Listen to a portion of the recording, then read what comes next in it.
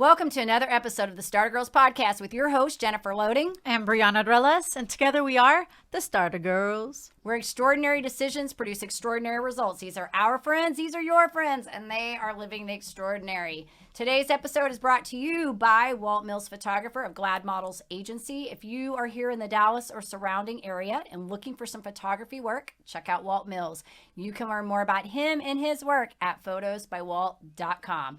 We also want to give a shout out to our friends at the Studio Dallas. The Studio Dallas is the best kept secret in the Dallas podcasting world. If you are looking for a studio with top-notch technology, video and audio recording capabilities, as well as a production team to help things go smoothly, then check out the Studio Dallas. You can learn more about them through us at startergirls@gmail.com. And also, you can head over to startergirls.com to pick up your free gift. We want to keep in touch with you and also give you a little something that will help you up-level your decision-making skills. So head over to startergirls.com and pick up that free gift today. And we can't wait to keep in touch. Awesome. All right, I think we're ready to get started. Yeah. All right, today's a great day to be brave. You might as well start now. You have the power to change your circumstances any day you decide. Let today be that day. Rise up.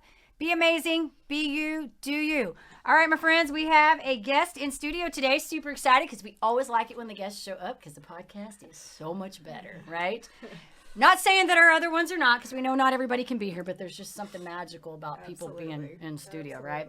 All right, so Jessica Bartnick is the co-founder and CEO of Foundation for Choice. Consider how one individual changes everything. A 501c3 nonprofit organization that strives to increase college entry rates among low-income youth.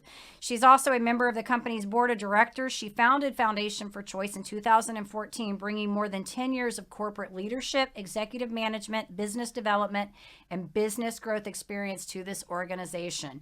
She says our mentoring program prepares specifically handpicked, at-risk high school students for college, and after that by providing them with the resources, skills, and mentoring relationships necessary for a better and more fulfilling future. At Foundation for Choice, we lend a helping hand to those who demonstrate responsibility, motivation, and determination to overcome their personal circumstances. Yeah, absolutely. I love it. Welcome. We're so happy you're here. Yes, welcome. Yeah. Awesome, good stuff. So yes, and look, they have your logo up there. Check that out. That's beautiful. See, so now everybody's going to be like, there it is. All right, so Jessica, so this started for you in 2014. Obviously, you were in corporate leadership. I love this. I can tell you have to have some of that in there to be able to, I think, to do this stuff, right? Yeah. So how did this come about for you? You kind of walk us through this. Yeah, so my long story short is I was unfulfilled in my corporate life. I was in medical sales and management. And I can't tell you the product, but I was working for a company and they had a weight loss product. And I was sitting at one of our annual conferences, which I now call Motivational Demotivators. And wow, that's amazing. Motivational Demotivators. She's like, okay, I'm done. I'm done. Yeah. But they were talking about sales increases.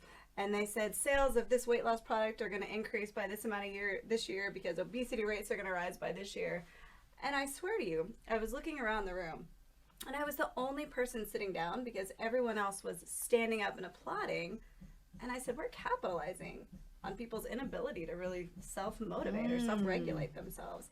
And that was kind of the beginning of my end of corporate America. So I started volunteering, giving back, kind of seeing how to fill that void.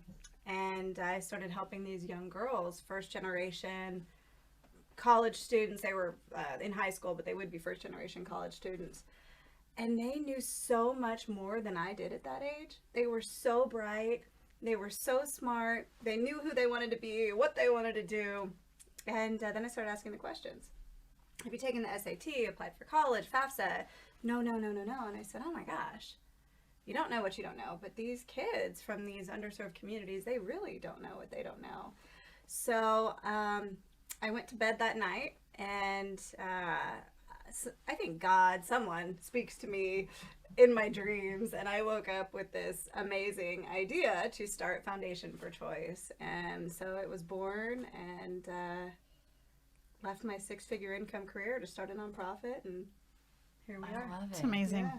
I think it is so interesting that you, when you were just saying you woke up with this idea, because I think so many of us have those moments where we just all of a sudden it's all, just somebody who's not in that space, they think you're absolutely nuts Yeah. because, right? Yeah. You're like, I have this idea. Yeah. All of Oh. a sudden, you know, and it comes out and you're like, and you feel passionate about it to do it. But we had a gal on here a while back. I don't know if you know her, Alicia Bush, Treasured Vessels.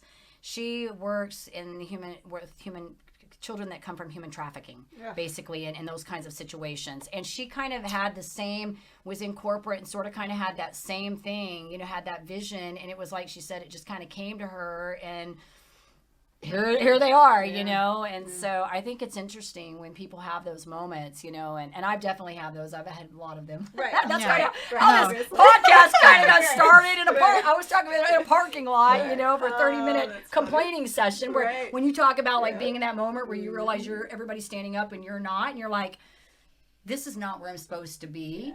That's, I think, when things happen, because you get sort of kind of pinned against a wall and you say, I'm not really doing something that's aligning with who I am as an individual, my core values, and I need to figure out what that is. And so, Well, and I call that in between sleep and wake, when you're in, I call it Neverland, because that's where a lot of my ideas come, literally.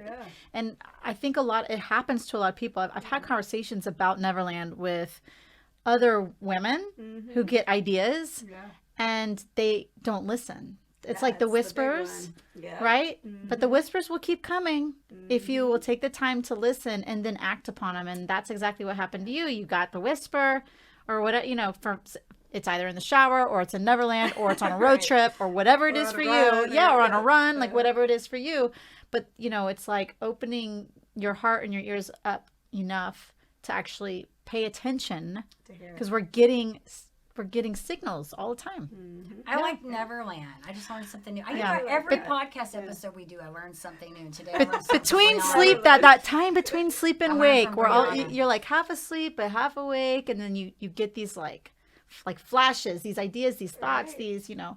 It happens to me a lot. I usually have weird dreams in that moment. So my that's like REM sleep. I had like a dream yesterday about a spider biting me, and I hate spiders, and I was really trying to wake up and figure out where was the inspired action coming from that. Like, I did not decide I like spiders. I still don't like them.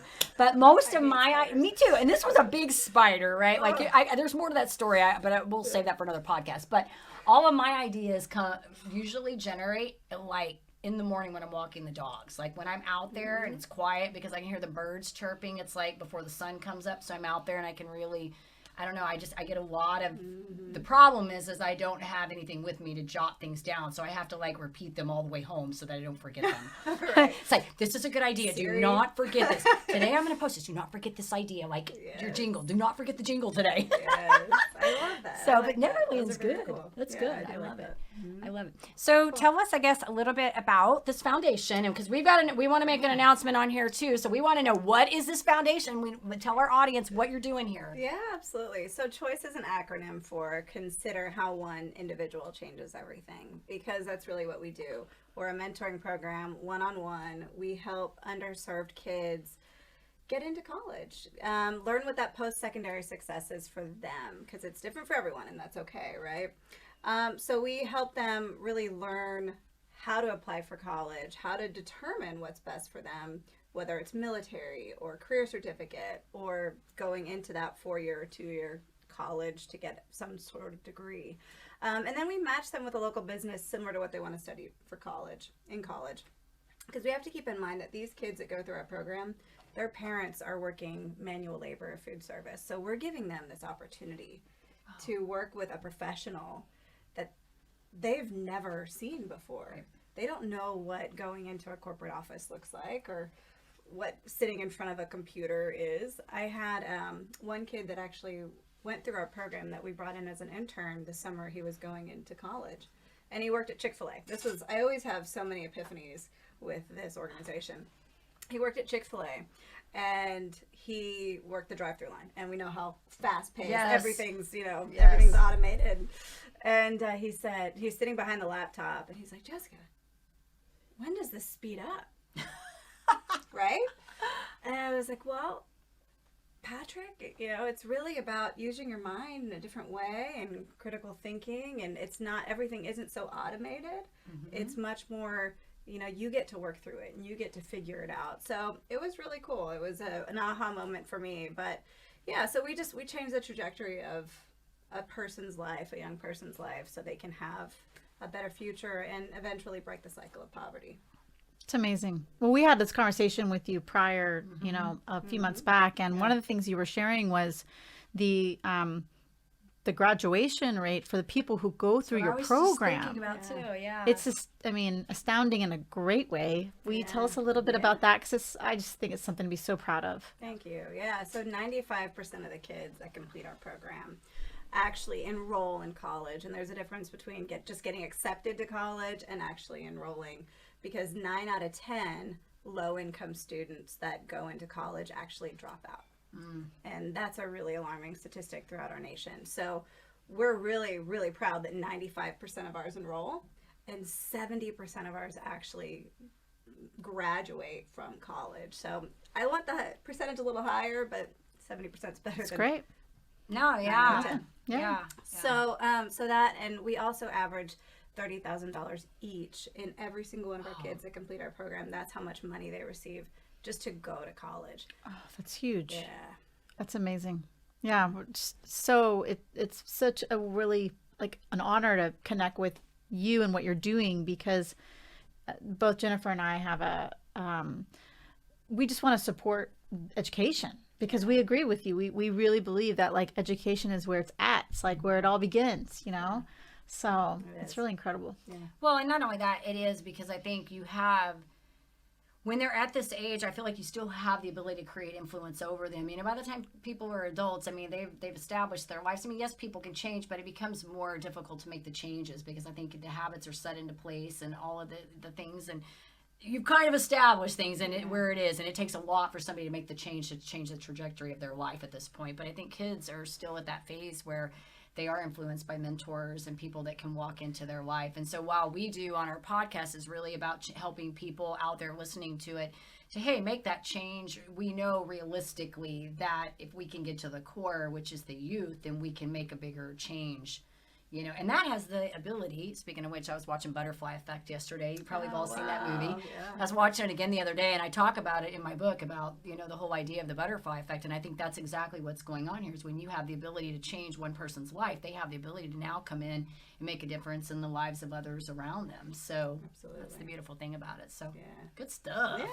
Yeah. We like what you're doing. Thank you. So Thank it's you. awesome. I forgot where I was going to go with all that, but it was all good.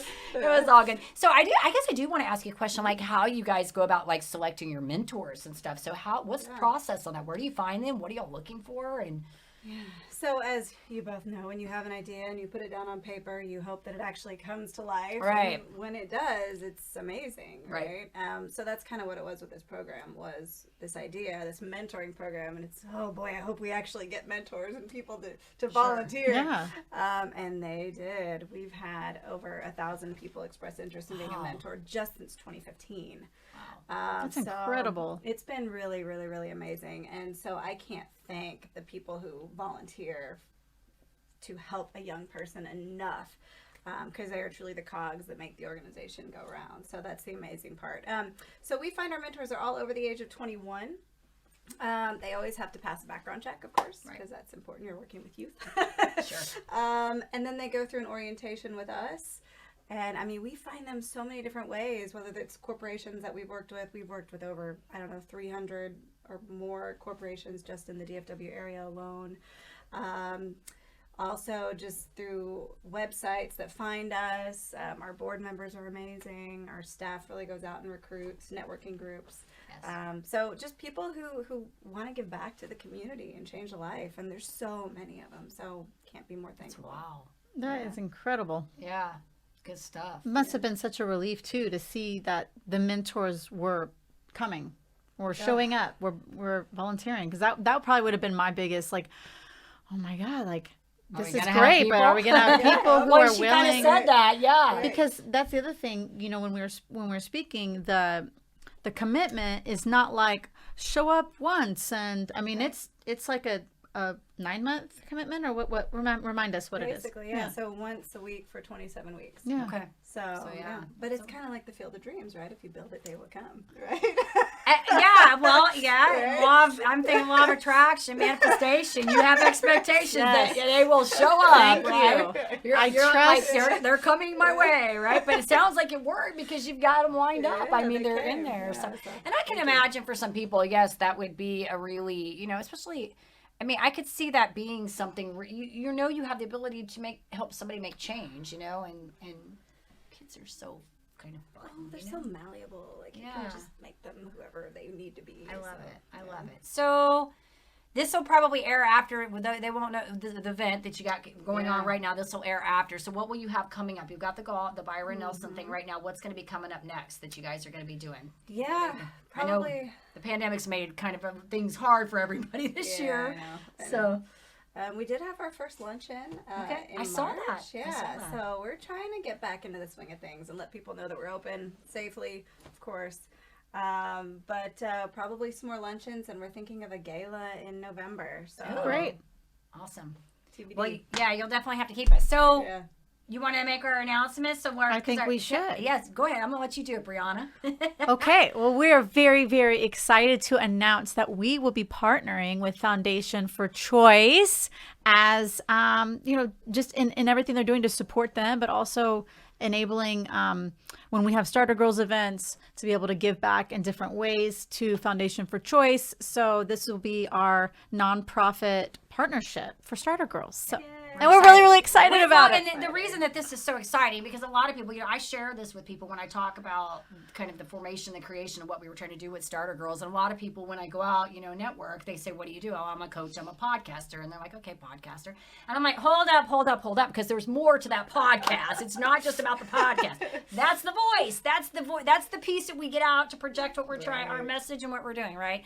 But one of the big core pieces was really finding that third piece, which was how do we find a charitable foundation for us to align with so that we can find a way to use what we're doing to give back into the community. The contribution part. We really, that's the give back, and the contribution is like exactly what she said, that third element, that makes it all kind of complete. Yeah. And that's been kind of from day one when Starter Girls originated in October of 2019. That was the vision I had when it started, was the three pieces, which was the podcast, the workshops, and the digital course, whatever that is we do, and then this charitable piece. So we're on target. We're doing what we're supposed to be doing. So yes, and we're excited to work with you, Jessica. We're super excited. I can't thank you guys enough. This is an amazing honor for us, and we hope to have you at all of our events. Yeah, so absolutely. You can talk about it.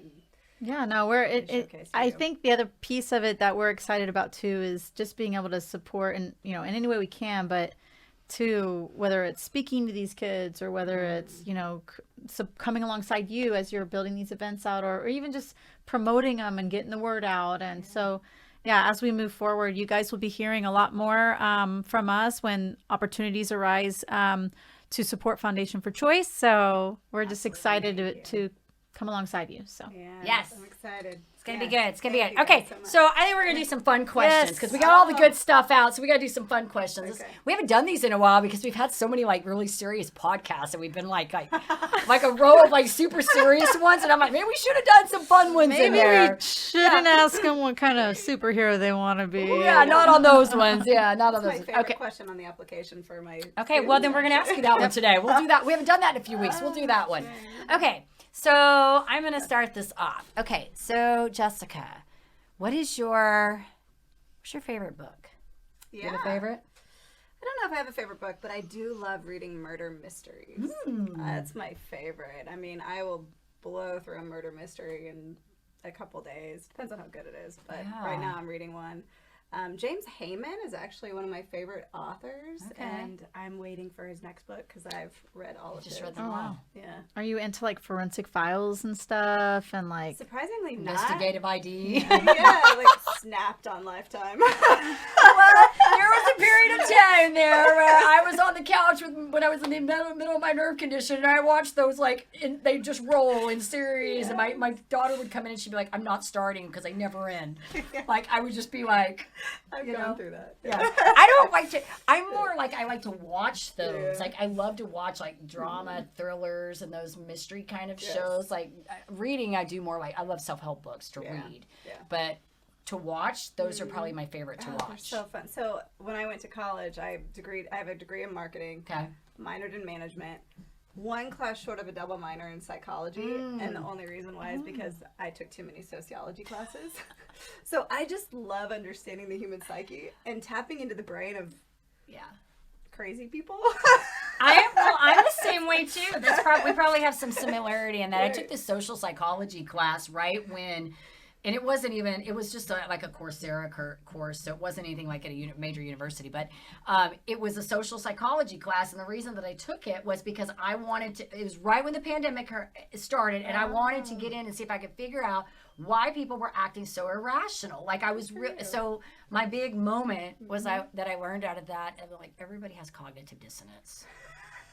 That was my big, I learned That's your big takeaway? That was my big takeaway was that there's a lot of cognitive dissonance and whatever. Yep. But there were other things I got in there, but I remember I put a post on Facebook and I'm like, I was talking about cognitive dissonance and stuff, but that was the whole reason I did it because I get intrigued by trying to figure out like why people do the things that they do. Yes, it's very interesting to try to figure And I'm just learning that you cannot figure it all out. You can sum it up to this, that they work in emotional state of mind over logic state of mind. That's probably a big component. I think we're big in that this day and age. Yes. Where's the logic? People? Yes, there is no logic. There's no logic. But the course was fun. I forgot the study. One of the studies that I forgot the name of it. It's the one where they go into the prison and they start treating the people bad. It was in the 70s, and to see how they would start behaving and how they.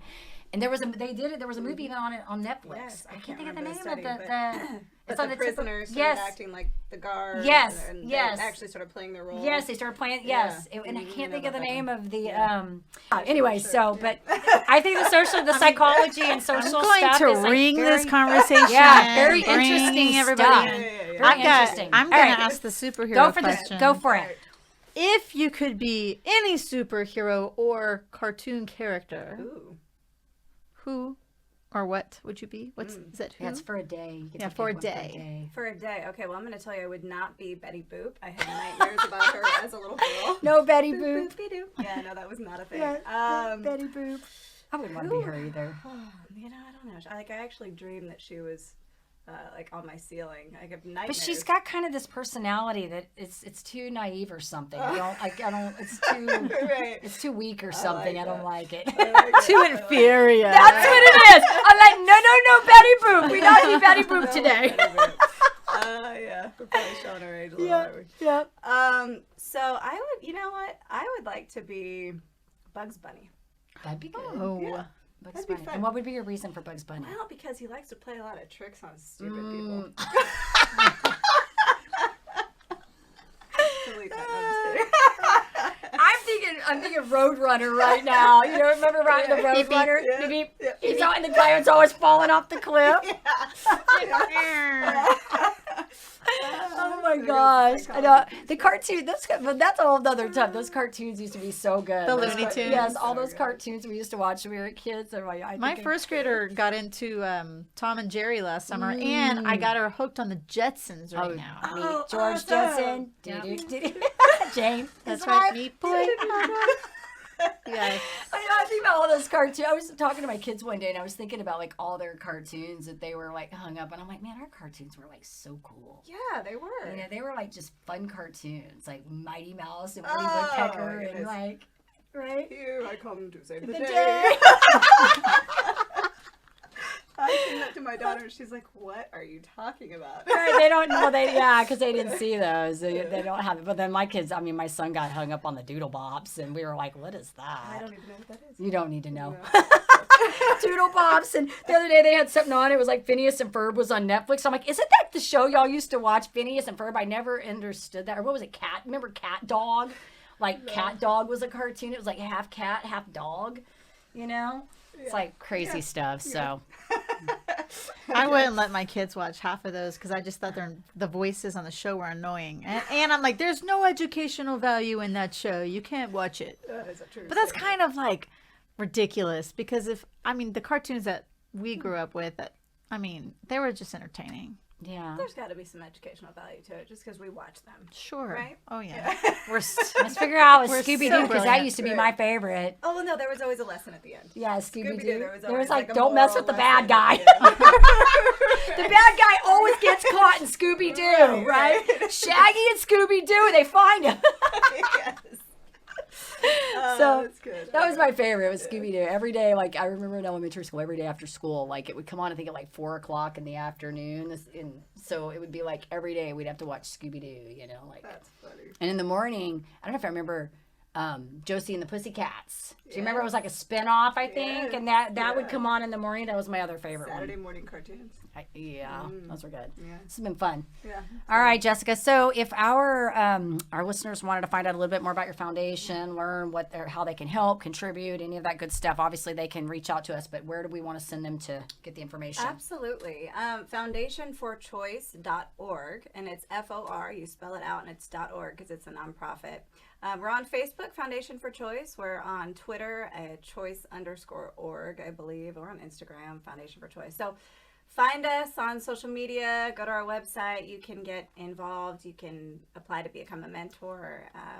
Anything that we would love for any of you to get involved in any way, shape, or form. So Absolutely. And of course, keep in touch with us because as we're doing events with her, with Jessica and her foundation, and we'll be posting stuff and That's right. keeping our audience in the loop if they can help out or. And they can make monetary donations at foundationforchoice.org as well. /donate. Okay. Awesome. Boom. Bam, Yeah, bam. $5 goes a long way. Any amount you can definitely donate is so thankful. You're changing a life for sure. Awesome. Well, we're proud of what you're doing and thankful that we get to work with you and you're making a difference, which I think is so awesome. So Thank you guys. absolutely. So we do want to say to our listeners, of course, if you enjoy our podcast, please be sure you give us a rating both on iTunes and Facebook because we can't do this without you, and hit that subscribe button on the YouTube. And head over to startergirlswithaz.com and pick up that free gift. We want to keep in touch with you. We also want to keep you in the loop when there are events for Foundation for Choice. So head over there and pick it up today. Absolutely. All right. We want to leave you guys with a couple final thoughts. You build your mind, so make it into something you want to live with. And that is by Marilyn Robinson. And then, of course, as we always say, in order to have success, you must start, and every start begins with a decision. All right, you guys, take care, be safe, and be kind to one another. We'll see you next time.